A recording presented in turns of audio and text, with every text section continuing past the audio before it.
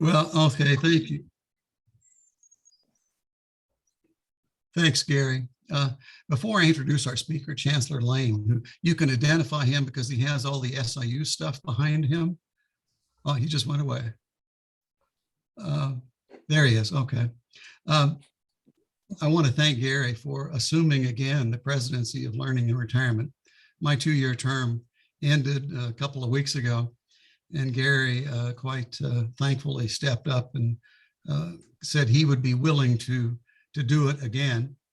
I'd also like to thank the board members and the membership who has supported me during the past 2 years. 2 years in which we've had this COVID thing. I suspect Chancellor Lane knows about trying to operate normally during the COVID. I can tell he can because his eyebrows just went up. But thanks everyone for your support. And I'm going to introduce our speaker as Chancellor Austin Lane. I read and reread his official biography, and it's impressive. I thought he was from Texas because he had so many Texas connections. But to my surprise, he graduated from Hackensack, New Jersey High School. And he then went to college in Texas. He was appointed our chancellor at SIU Carbondale in 2020 upon the recommendation of System President Dan Mahoney, who we met a few months ago.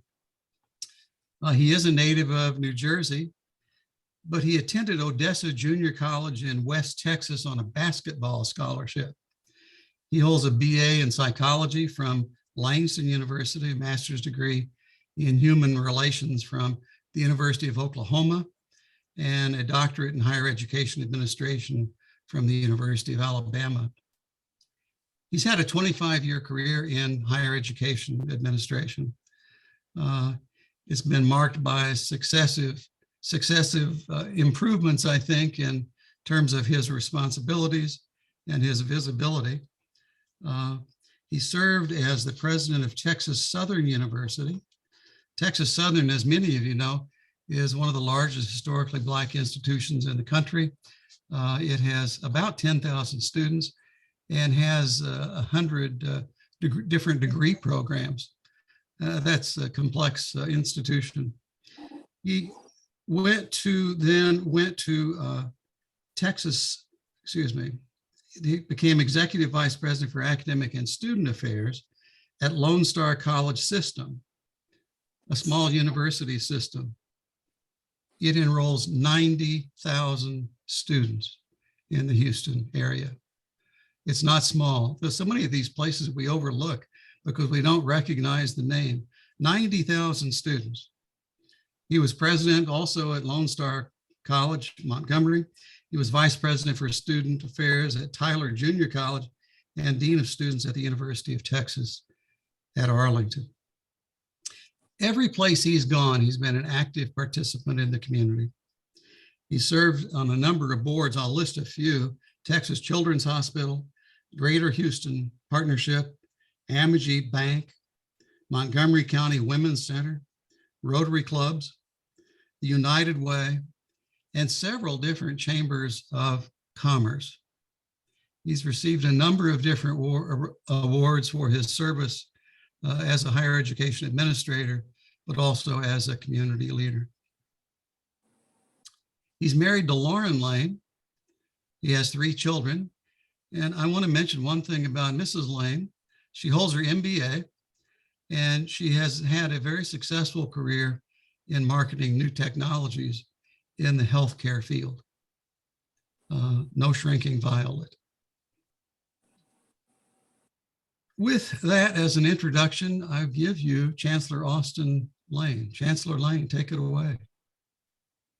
Thank you so much for that, Tom. I always get worried. I tell Sharon, who is my right and left hand person, if anyone asks for my bio, send them about 1 sentence, because people hate sitting through all that stuff. And I actually don't like hearing half of where I've been. And my mother would always tell me, oh, just shut up and let them read it. You know, you've got years in doing this. So Tom, thank you so much. And thanks to each of you for giving me an opportunity to spend some time with you this morning. I'm honored to be among, and I know I have some Salukis, some retired Salukis that are among me here. I hear that part of the group, we've got some retired. Yeah, if you could wave your hand, I want to wave right back at you. Thank you for your service, and thank you for your time here. And I'm looking at some of the names, and I usually go back and ask my chief of staff, hey, I had Dennis on. What did Dennis do? And I see Gary, or so I go back and name drop and try to find out who I had on here. So I look forward to meeting each of you in person at some time. But Tom, thank you again just for giving me an opportunity to engage not only with our retired faculty or staff that are here, but most importantly, our community. As you know, SIU Carbondale is a pillar of the community. I'm going to talk a little bit about some of the things that are happening at your institution, and I underline the word your institution. Many of you worked here for years. You have a lot of institutional stock in the institution, in the university. You've educated the masses that are out there doing great things now. You've been involved. You continue to learn. You continue to engage, and that's what it's all about. And so I hope, again, as we can move through, hopefully, COVID in a way that's safe, but get people back on campus and get you reconnected. If you haven't been connected because of the pandemic, we really want to make sure we stay connected. That's going to be important going forward. I can't believe it, but I've been here almost, it'll be 2 years this summer. And boy, time really flies when you're having fun. And I'll tell you, even though I've done this about 25 plus years, it's been the best place I've ever lived or worked. And I really have been a lot of different places. And Tom, you mentioned Hackensack. I always have to represent Hackensack. It's probably the ugliest city in New Jersey. I mean, if you ever been there, it's not much to it, but that's where I'm from. It's every time I mention Hackensack, they go, "Oh, is that the Brewster's Millions, the Hackensack Bulls?" And I said, "Yeah, that wasn't a team. It was a movie. We didn't have a team named the Hackensack Bulls." So, but that's where I'm from. Spent a lot of time in Texas, and again, I'm just so glad and happy to be here.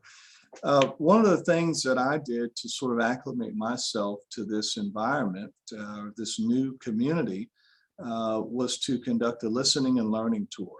So I didn't show up here almost 2 years ago and start talking about what we needed to do and where we were going to go. I made a point not to do that, actually, and I wanted to listen to faculty, staff, students, alums, community members, about what they loved about SIU and really what they didn't like so much. And as you can imagine, over about a year of doing that, a lot of meetings via Zoom, but after a year of doing that, I was able to hear the good, the bad, and the ugly. And as you can imagine, we had some really good things that people were telling me, and then they told me some things that were not so good and said, hey, we need to really focus in on that. And so as I listened, we tried to pull out some of the emerging themes of what people were saying. So that way we could have a strategic focus. And so we really could push and move forward together. Our last strategic plan was back in 2014. And so that's a long time for a university not to have a strategic plan. And I'm pleased to report that this next month actually is when we will unveil our plan. But inside of that plan are 5 key pillars that I think are extremely important for us to rally around and focus on. The number one pillar, and they're not the chancellor's pillars, it's not the chancellor's strategic plan, it's the university's strategic plan, because I got all of this qualitative information from the masses of folks who work here, the masses of folks who are tied to the university.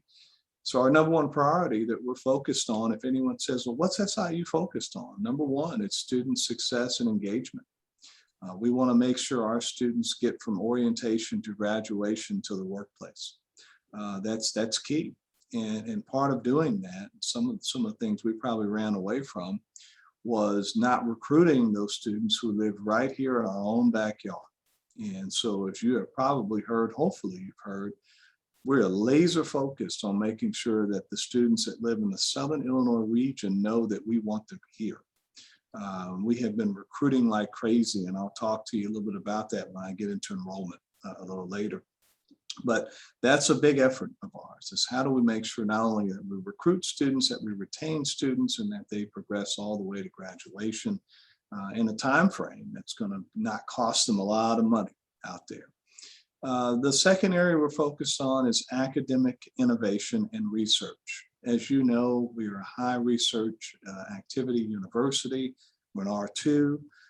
We're the largest R2 that you're going to see in the state of Illinois. There are only two other universities at R1 status, University of Illinois, Urbana-Champaign, University of Illinois, Chicago. And then you look at us when you're talking about research in this state. And so we're very proud of that designation. We're working on plans to continue to move that designation up. It takes some time, though. You don't get to be R1 overnight. It takes a lot of time and work and effort.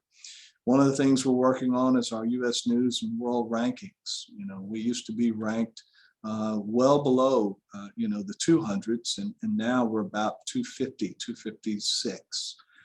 We've got to move that ranking down. There's a lot of great work that's happening here. And so when you look at the rubric of how they look at the world, the U.S. News rankings, there's some things that we're working on right now. We've got a faculty task force that we put together that's working with me and others to really move the needle in the opposite direction. And so we are a little more attractive across the country. That's going to be important. Our third area is diversity, equity, and inclusion. Most of you know, if you've been associated with the university, that we have a long history of being diverse. We have a long history of making sure that we're inclusive. And so we want to capitalize on that. We want to make sure that our students who are thinking of attending here know that we're a welcoming environment, a welcoming university, a welcoming community. That makes all the difference when we're trying to recruit and move the numbers in a direction where we want them to go. And so I'm really excited about the work that we have in that area. Another area that we're going to really focus on that really speaks to probably where we are within our region and within our state is sustainability. A lot of sustainability efforts that are being talked about with our students. They're from a generation that's a little different than mine.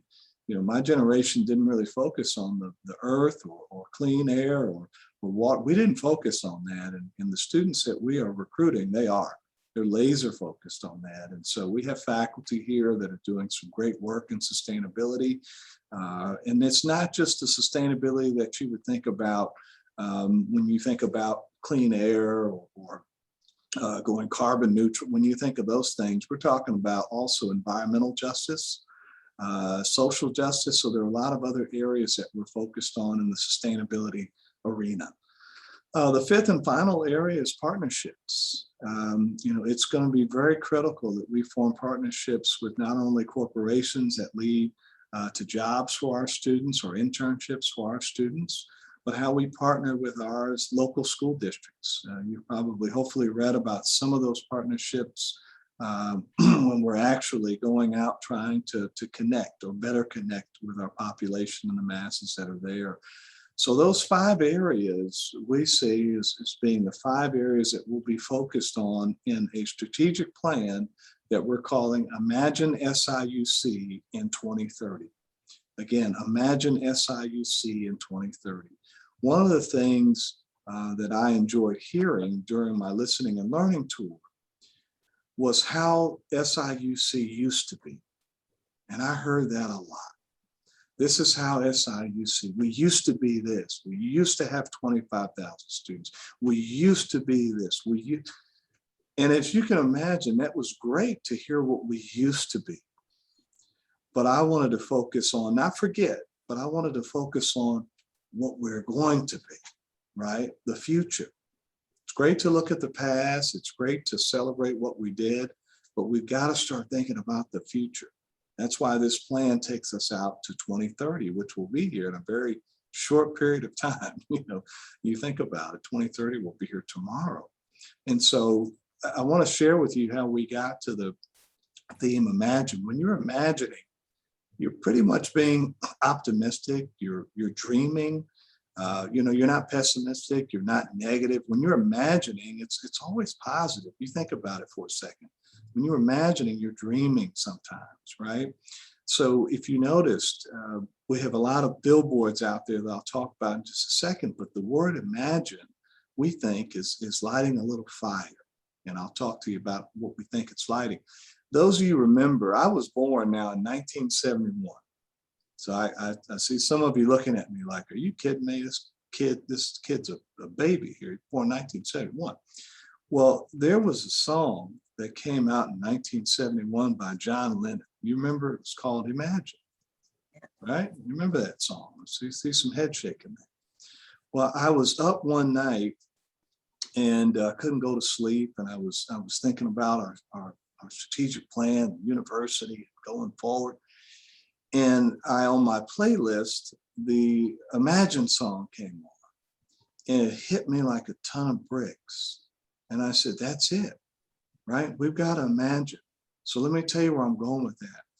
We have a billboard that's out on the way to St. Louis, right across from Busch Stadium, that has our basketball coach on it, Brian Mullins. Many of you probably know Brian. He's kind of like a local legend here.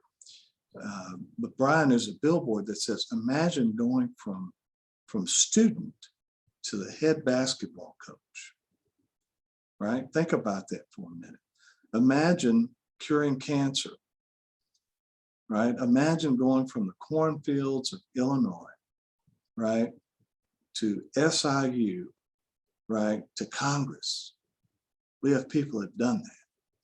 So we're trying to get students that we're recruiting to imagine what they can become if they start their education here, right? Imagine what they can become. And we're tapping into what we believe is the heart and soul of students that make up this state and even outside of our state that would be attracted to an institution like ours. So we're trying to get our folks to start dreaming about what they can become. We're seeing some very quick results of that. Let me give you an example. In the fall, we had our highest freshman class that we've enrolled in the last 5 years. We were up 4.5% in the freshman class. Many of you know when you had 20,000 students here, you remember those days, right? Well, between 2015 and 2020, we lost 6,500 students. That's a lot of students to leave an institution. That's a lot. We also had the budget impasse that impacted us in 2015. You remember that? We didn't have a budget, right, for a while. And you remember how that was. Some of you may have worked here during that time. So not only our university, but a lot of universities in the state of Illinois have had issues with declining enrollments, right? We're one of the few states in the country where the population is declining, right? And if you look at the college-going population, it's declining. So when we recruit, we always want to protect locally, but we're recruiting outside of our state as well. We're not just recruiting here. We've got programs and things we're trying to do outside. One of the things with the enrollment that we were excited about is our transfer enrollment. We were up 3.2%. So not only our freshman class, we had a very high freshman class. Give an example, we went from back in 2015, about 900 students to over about 1,400. So just to give you some raw numbers in the freshman class. So we're able to stop the bleeding on enrollment back in the fall where we had a flat enrollment. Before that, we had double-digit decreases, right? Every year, 12%, 10%, 11%. So we're able to slow that down a little bit. And some of the things that we did was we went out and apologized to all of our superintendents. And we said, sorry, we just stopped recruiting. We stopped coming to DeCoin. We stopped showing up in Nashville, right? We stopped going to Harrisburg. We stopped going to Carbondale Community High School. And when I met some of these superintendents, they were really angry. So I just got here. But they were really angry because they said the university you've not been here.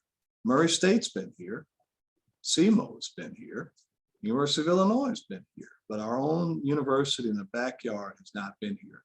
So we created the Southern Illinois Swarm, which took us to every superintendent's door, me personally, to apologize, but then to recruit their students and make sure they knew about the scholarship opportunities and any other opportunities that we have here. And we continue to do that in the Southern Illinois region. We also had what we call the Chicago takeover. The Saluki takeover was in the fall in Chicago. Now, even though that's outside of our region, we still get it's still the largest county is Cook County in terms of the students that come to Southern Illinois. So that's still a battleground area for our university that we have to protect, to still have students that come from those areas in Chicago and Chicago suburbs to come down to Carbondale. So we're still doing that. This March, with the Arch Madness over in St. Louis, we're having the St. Louis takeover. So I want to invite each and every one of you to that takeover. We'll have more information about what we're doing over in St. Louis, but it's another battleground area for us when it comes to recruitment. And so we're going to make sure that we pull students out of those areas and get them to Carbondale. The community college front is pretty promising. We're one of several universities in our state. We're the only one that has an exclusive deal with the Illinois Community College Board to launch our Saluki Step Ahead. Our Saluki Step Ahead program is a program where students start their education at, let's say, Logan, Shawnee, Rend Lake, or in Chicago at Harper, Oakton, any of those community colleges across the state, all 48 of them, where when they start at the community college, they also start with us in one of 6 degree program areas. And they never have to come to Carbondale. We have some students who are adult learners, who have families, who have jobs, and they cannot uproot and finish their last 2 years in Carbondale. So in year 3 and 4, they're doing it at a distance.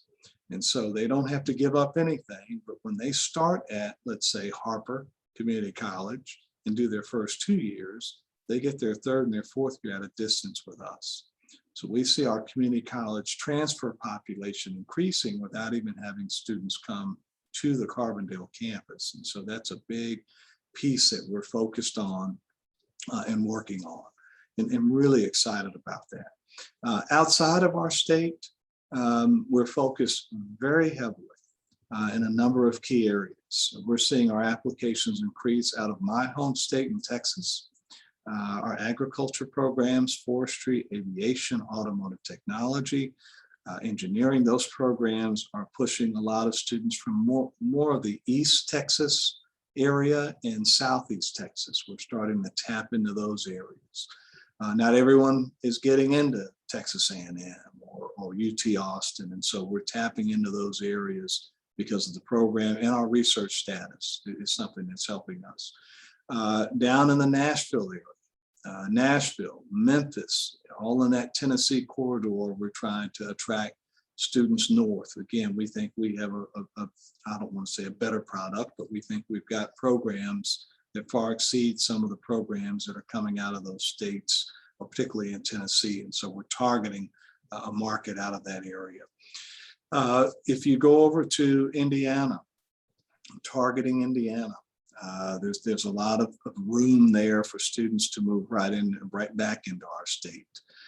Kentucky is another area. Georgia, it's probably hard to believe, but if you look at our top 10 states where we get students from, Georgia is like number 7.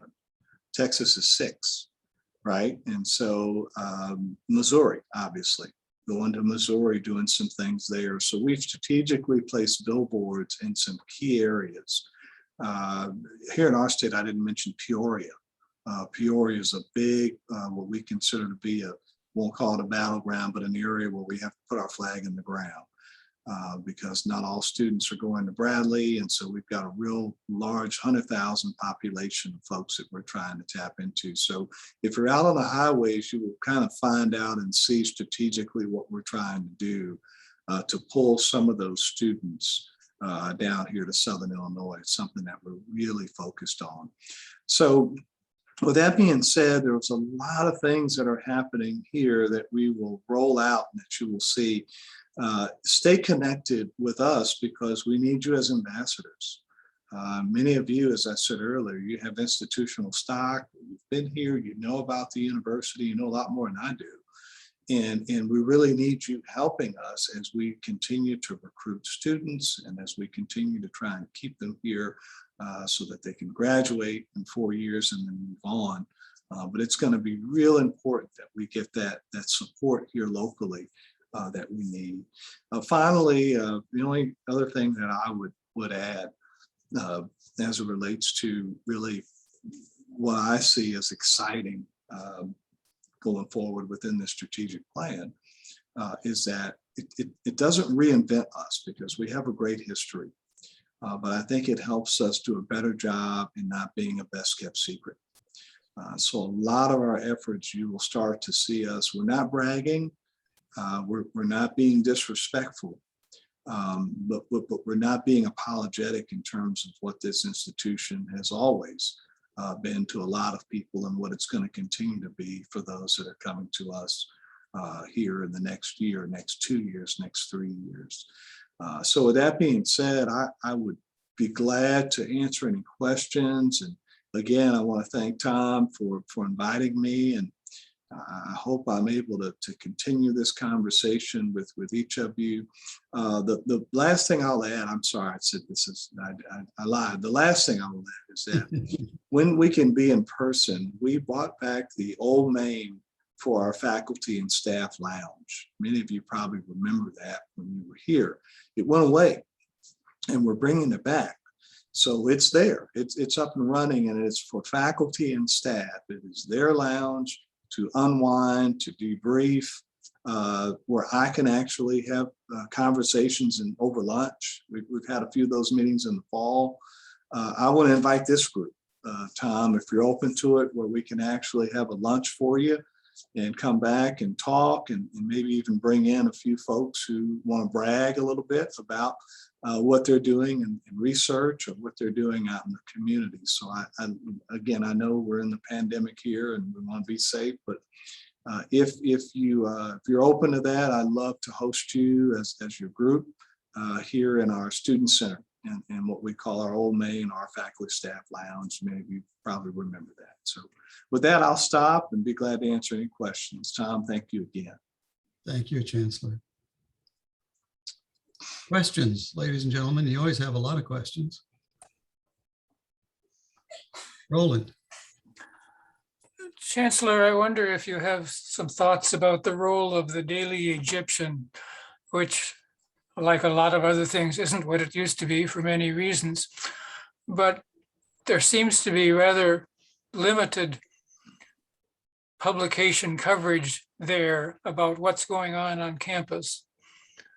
Is it because students who are doing that can't get at things, or have you other ideas about whether that's the case and why it might be? Yeah, that's one of what I consider to be another heart and soul piece to this campus is the Daily Egyptian. I've met more alums now who are out doing fabulous things that got their start at the Daily Egyptian.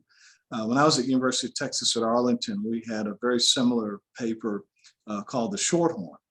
And again, if you belong to the Shorthorn, I mean, you could write your ticket about where you were going to work after. And so it's a great piece that we have here. I think, Roland, what happens sometimes is our students are being pulled in so many different directions. And you have students that come in and go out. So sometimes there's not a lot of continuity that you have there, but it is something that we're pushing here and encouraging. I tell our marketing and communication staff to always make sure that they work and keep the DE informed. Try and be as transparent as we can, because even I tell our folks all the time, even if it's a story that maybe you don't like, you got to live with that, right? They're doing their job. And so for us, it's incumbent upon us to make sure they have those resources to be able to do it. I know every legislative session, they have an earmark of dollars. It's not a lot, but it's always there, probably 65 or some odd thousand, that's always there. But those students do an incredible job. They've got some really good guidance there as well. So my thought would be, at least as long as I'm here, is to support what they're doing. Chancellor Lane, could you speak just briefly as to what you're doing to enhance community relations between the university and the city of Carbondale? Yep, great question. So we're fortunate that we have some Salukis that actually, the mayor is a Saluki. Our city manager, Gary, is a Saluki. We've got some economic development folks there that are Salukis. Our commissioners are folks who serve there, are tied to the university. So that's a real benefit. We meet every other week at 7:30 in the morning with our group and also with the chamber. So you have the mayor and the folks that I just mentioned are on that call. Our chief of police for Carbondale is on that call. Our chief of police is on that call. So we work really well together compared to where I came from. Unfortunately, in Houston, it was like a circus. And so I'm really honored to be able to work with the folks who really want Carbondale to go off and do great things. So from our multimodal, the facility that's going to be going up there for Amtrak, we're heavily involved with the city in that project for the Saluki line. Again, that's a way a lot of our kids get to campus. For the downtown, the strip, the entertainment district that's out there, we're very instrumental in working with the city on a lot of those initiatives that are out there as well. Again, making sure our students go and patronize, the areas, but that they also conduct themselves with class and not do some things that are going to get them in trouble. And so we work very well with the city in doing that. From our parades that we have for homecoming, from the safety committees that we have, and most importantly, from the COVID efforts. Our city, and not only the city, but SIH, we could not do what we're doing without them. And so as you can see, our positivity rates are low, our testing availability to testing is high, the vaccinations is high because of those partnerships. So, that's a great question. That's something that we are constantly working on. We've got to be aligned like we are, and we're going to continue to be that way. Yep. Senator Busby. I have a question, Tom. Oh, I'm sorry. I didn't. I have my hand up, but I wasn't sure if. Oh, sorry, Susan, couldn't see you. Okay, I retired in May, and I worked in Fainer Hall the whole time. So my concern is the infrastructure of the buildings. The whole time I worked in Fainer, it was either too cold or too hot. It was very uncomfortable. It's famous as being just a kind of a bad decision from the beginning. But I was wondering about what's going on about the infrastructure of the classrooms and the buildings, and in particular, Fainer, if there's anything that can be done about Fainer, because I have former coworkers who are still suffering in that building. Yeah, that's not good. So Susan, you hit the nail on the head. The beauty of our past is that we've been here a long time, right? 150-year plus. The bad news is that some of our buildings have been here that long too. And so you have some maintenance or deferred maintenance issues in some of the buildings. And so we actually are working now on what we call not our strategic plan, that's one piece of it, but our campus master plan. We've not had a campus master plan in years. And this plan addresses, Susan, what you're getting at is, what state are our buildings in, and then what do they need as far as repair. We're also doing that with our residential facilities. We just had a board item approved last board meeting to make sure that our facilities are still going to be in good shape for students to be able to lease them out. And so that's an effort we're focused on. We sent in to the legislatures for our legislative session what we call our building and grounds report. And that report has items on there that need attention. And we usually go in during this time while session is in, do a lot of advocacy for ourselves to try and make sure that we get funding to take care of that. Right now, our biggest project is our renovation over in the MICMA building. That's probably the biggest project that you'll hear about. That's a $90 million project and should have that completed in about a year. But we've got a lot of other projects like Fainer on the board about what we can do to maintain those buildings going forward. And so that's something we always talk about here and plan for. But if they're having if they're sweating over there, tell them, just let us know or send me a note directly, because I do have a few folks over here in facilities that know how to tweak the air over there and get it back to at least what's working right. So thank you for that. Senator Busby. Chancellor, it seems like that every year in the fight to increase enrollment, we keep losing out to Illinois State. Their incoming freshman class and so forth is growing and growing and growing. I have a granddaughter who's an SIU grad who got her master's at Illinois State. And she's told me many times about how superior SIU's library is to Illinois State's, the beauty of the campus and so forth. Do you have any idea as to why we keep losing the enrollment battle with Illinois State? Yeah, they're for us this year, as I mentioned, we stopped the bleeding on that. And I was talking with Terry, who's Illinois State president. She reminded me that she has to see our billboard outside of Bloomington on her way to work every day. So, we're starting to turn that around just a little bit. We also have a billboard right outside of the University of Illinois Urbana-Champaign by design. It says, imagine the possibilities. And so I think what happened, Kenneth, earlier, as I mentioned, we got a little bit of the hubris mentality here at the university, and we stopped recruiting in our region. And I think we had the assumption that students were just going to come here because we were here. And that was not the case. And other universities benefited from that. Not only universities in our state, but universities outside of our state capitalized on it. Murray State saw a lot of our enrollment from this region go to Murray. And that university, no offense to Murray if you've been there, but it's not even in our doctoral Carnegie classification. As you mentioned, the programs that we have here are not even close to what they're offering there. So again, we have to do a better job of not being a best kept secret. We've got to have the pipelines that are moving to Carbondale and not going to some of these other places. And it's a fight for enrollment in the state, as I mentioned, because the college going population is declining. So even this year, I think Illinois State actually recorded a decline in their enrollment, like most other universities in our state. So, there is a competition to get talent to stay at home, but then to attract talent from outside the state. So I think we're on a good track to at least understanding where the threats are. Like you mentioned, where are we losing students? Why are we losing students?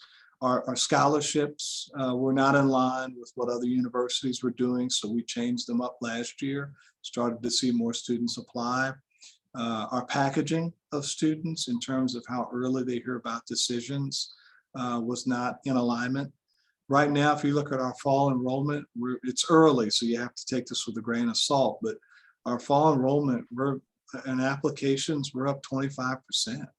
I mean, that's huge in terms of how many students are interested in coming here. So we just have to keep this momentum going. We still have to understand the threats that are out there and make sure that we plug some of the holes that are out there. So that's a great question.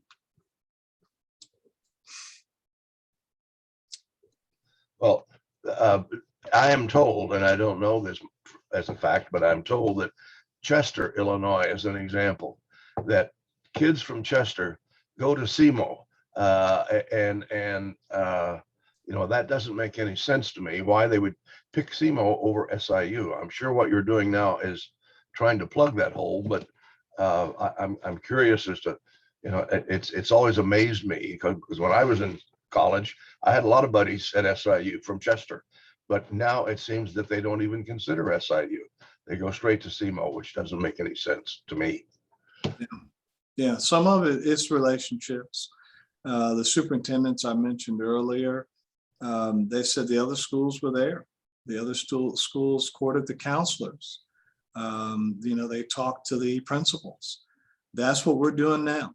I'm not saying our recruiters are doing it. Me personally, I'm meeting with principals, counselors, superintendents. We're actually showing up to schools and hand delivering scholarships.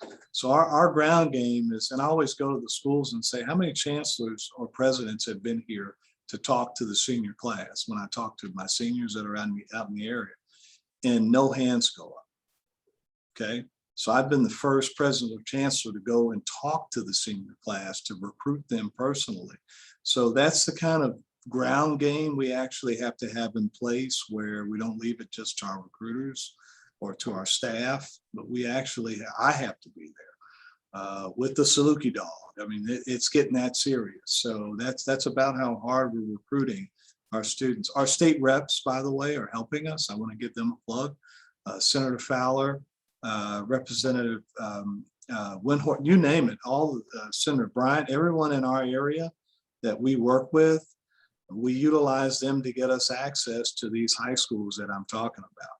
And we've been able to really make some ground with our FFA students that are here in the area, in the region. We've been able to pull a lot to our ag schools. So, you know, we're going to keep that ground game alive because we're seeing it pay off. It'll take some time, but we'll get there.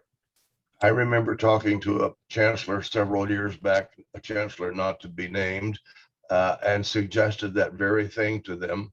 Why don't you go into the high schools, the area high schools? And I was derisively dismissed. Oh, wow. Well, we hear it now, and I agree with you. That's a ground game that works, and we've been doing it, and I've been doing it, and I'll continue to do it. I've done that everywhere I've been. To go personally and recruit students makes a big difference for students. I'll give you one story and then I'll stop, Tom. I know you're going to give me the hook here. But I had a student from El Dorado. Am I saying that right? El Dorado or El Dorado? El Dorado. Okay, El Dorado. So I met this student on a recruiting visit. And I was in there with their class of seniors. And she said, well, I'm torn between SIU and the University of Kentucky. And I said, okay, that's fine. And I gave her all the reasons why she should be here. Well, I saw this young lady again with Senator Fowler, that she's an ag student, at his leadership conference piece. And I was talking to that group again. Fast forward a couple of weeks later, I saw the young lady at our basketball game with a couple of her buddies. And she said it took about 3 weeks, 3 or 4 weeks, probably more like a month. And she said, I decided to go to SIU instead of going to the University of Kentucky. Well, as I talked to my staff, that's about how hard we have to work on students, where not only are they applying to SIU, but we have to recruit them from application all the way until they set foot on this campus, their first day of class. So we can't even take a break after they just apply. It's not enough for them just to apply. We have to get them to be admitted, to be registered, and to be here in class on the first day. So our strategy goes, it's an enrollment funnel that goes all the way through the year with a student in touch points, in recruiting them and recruiting them and recruiting them. And so it is a ground game strategy that's out there that I could talk to you for about another 2 hours about just some of the things that we're putting in place to make it a little harder for places like SEMO and others to take our students away.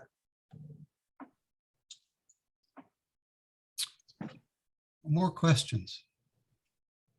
Surely we have more questions. There's some questions in the chat. Okay. Let me look at that. This is not a question, but this person enjoyed her ride with the Chancellor piece you did on Instagram. Oh, This is news to me. It was fun to watch, and the kids seemed to really engage and enjoy it. I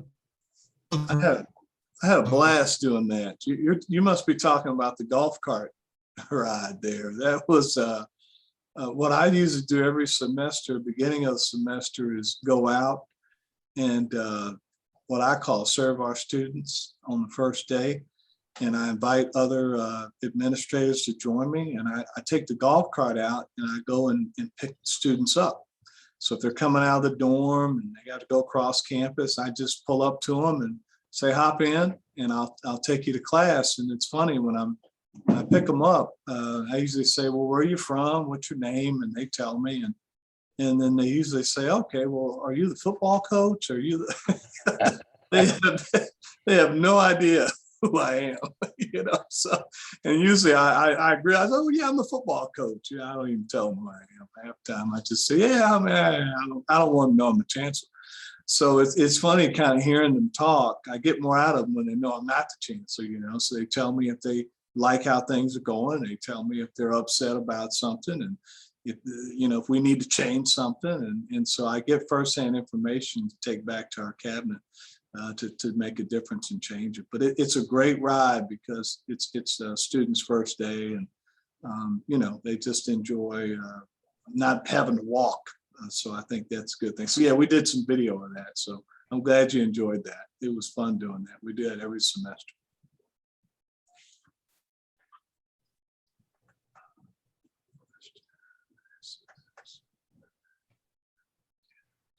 There's a question about a Spring Fest weekend.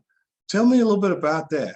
I don't know that I've lived through one of the annual Spring Fest weekend. Is that tied to our School of Music by any chance, or if you can enlighten me on the Spring Fest? They want us to bring it back. Well, I'm not a good one to address that, but since nobody else is, to the best of my recollection, it was something like homecoming, only it was held in the spring, and there were concession stands put up by the various student groups. There were musical events and so forth. I don't know when that went away. Again, I was a student in the 50s and 60s, so I'm a little dated on the events on the campus on an everyday basis. Well, that's something I know that came up in one of our sessions. I don't know if it was a Spring Fest, but it's something just maybe hot off the press that I can tell you. One of the highlights of Spring Fest was a thing called the Great Cardboard Boat Regatta. Yes, It was a competition that was run essentially by the design department within the Department of Art. Okay. Kits and made boats, cardboard boats. Yeah. Some of the cardboard boats were very fancy, and the engineers' boats were wonderfully efficient. The art department's boats were very pretty, but they tended to sink. And it was a day of laughter and revelry that is, I remember it very fondly. My nephew participated in it a few years ago. I did when I was an undergraduate, and it's part of Spring Fest. There was also activities, a talent show that was held in Shryock Auditorium, and the talent show was run pretty much by the fraternities and sororities, and they competed against each other for who had the most talent. So anyway, it was a wonderful weekend, and I quite frankly don't know what happened to it. Others might know. I'll explore that. I know that we were trying to do something with the boat races the first year I was here, but I'll bring this up with our new Vice Chancellor for Student Affairs. I know that that Spring Fest piece, there's some other things I'm thinking about that may tie into this. And so I'll definitely do that. We're also talking here about the concerts that we used to have here in Banterra over in the arena, and talking about bringing those back and being a stop on the way to St. Louis or Chicago for some of the performing acts, but having Banterra come back alive with some of those concerts that many of us probably, or many of you probably remember that we used to host here. So just so you know, we're working on that with the city and really trying to be kind of the center of kind of the mecca of entertainment for different groups of that people want to see, obviously, that we have here for all ages, not just our students, but for all ages. Bob Dylan, Elvis Presley, Elton John, Simon and Garfunkel. I saw all those people in the arena for concerts. It was wonderful. we still have the pictures of a lot of those shows here too, that were here. So just FYI, we're working on that to kind of get that back, bring it back to life. The cardboard boat regatta was still going on until just a few years ago, because I used to go every year. I wanted to, there was a very popular basketball player, Randall Falker, who was a design major, and Randall always built his cardboard boat about at 30 minutes before the race started. And he never got more than 50 feet off the shore before he would go down with the boat. It was a very popular event. People would go just to see Randall sink. Sick. He was a funny guy and everybody liked him. He was a very popular player. Wow, look at that. That's something else. Well, we see those, I think Bobby mentioned this with her comment. We see those events tying us even closer to our city, our community, you know, and really making sure that we're not just physically located here, but that we're really here. You know, we're really ingrained and involved in the city and the. Mr. Van Meter had a question. Did you have a question? You need to unmute your microphone, sir. Oh my God.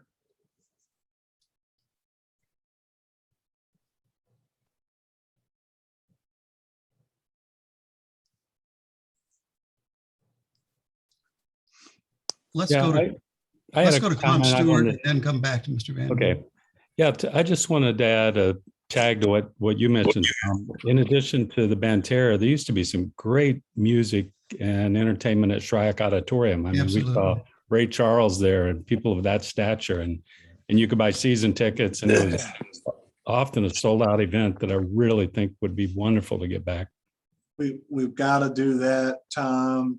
Shryock, yeah, same thing. I mentioned Banterra, but all the shows in Shryock. So that also is kind of our recruiting trick. We know many students who came down here to go to school were introduced to some of our concerts before they even became students. And so we're using that as an avenue to try and recruit. I think Jan has something there. Yeah. The Playhouse is trying to resurrect again. And they have two plays planned, but they have a long history. McLeod Summer Playhouse in the theater department. That they can always use some assistance and production help and money. Mark Barnes is chair of the department and is working hard on this. Yeah, I think all of what you're mentioning, Jan and Tom mentioned, all of those things really for us, when we can clear a little bit of this pandemic, I see all that coming back. It'll just be a matter of you know, recreating what we did years ago. So definitely things that we can bring back. Okay. Mr. Van Meter, do you still have a question? I do. Good.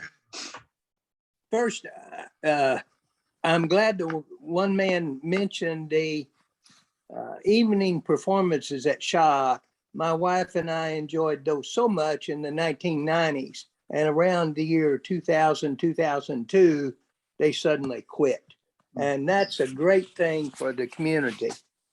The other thing I recall fondly from my student days, I graduated in 1958, incoming freshmen had to attend the Thursday, what did they call that? Convocation. Convocation. The Thursday convocation. All freshmen had to do it. And we had to turn in IBM cards so that they knew we were there.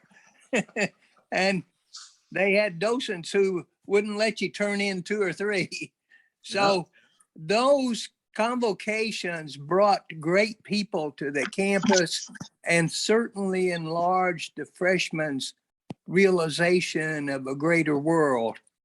I can recall that we had the famous German V2 rocket specialist that we stole from the Russians. And, you know, those kind of things were great to do. So I think that'd be good for the students these days also. You're exactly correct, we're working on what we call the freshman year experience, or the first year experience. And it involves, as you mentioned, Larry, a convocation, right? It's kind of a rites of passage to make sure students know what their journey they have ahead of them will look like.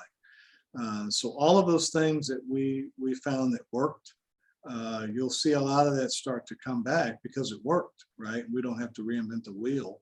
We just have to enhance what was done before. So we are going to bring a lot of that back.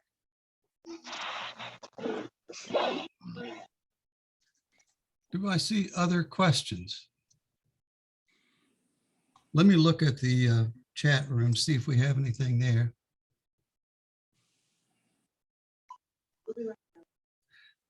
The question is there anything we can do to enforce mask wearing at the SIU arena?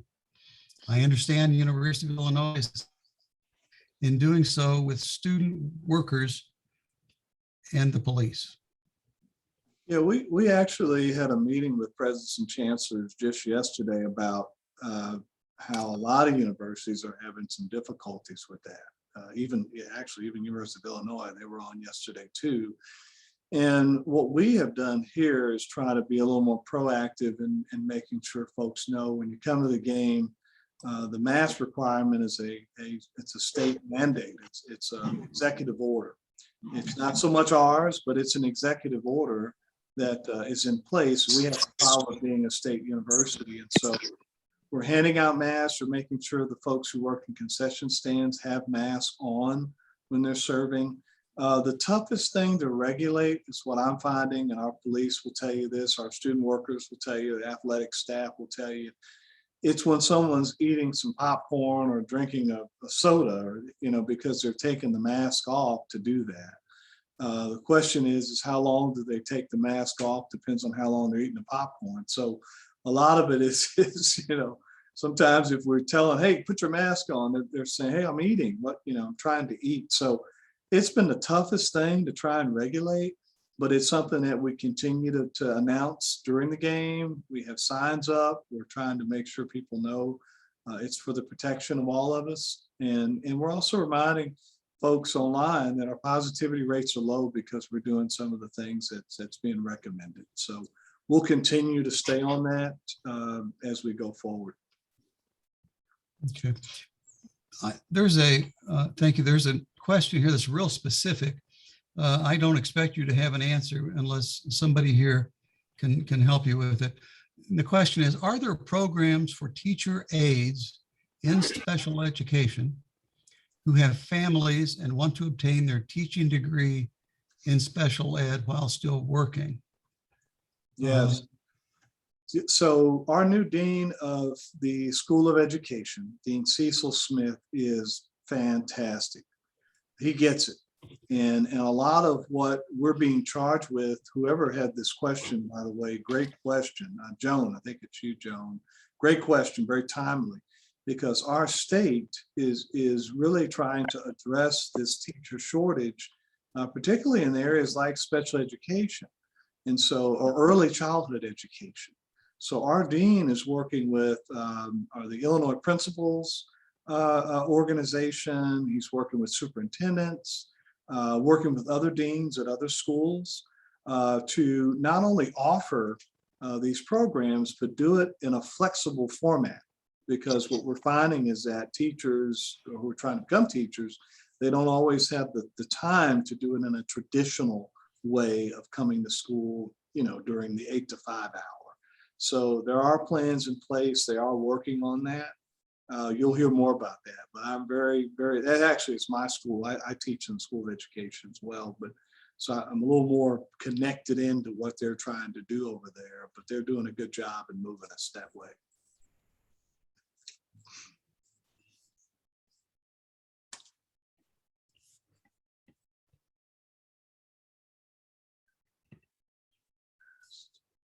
I got it shrunk and I don't know how to fix it.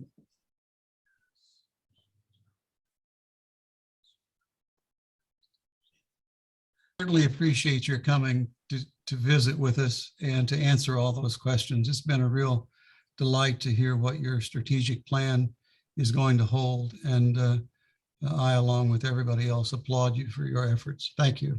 Thank you so much. Thank you very much. Go Dogs. We'll see you soon. Remember, Tom, that invite. I love to have lunch with everybody. We'll work Okay. that out. Thank All you right. all. We'll see you. Thank you. Bye.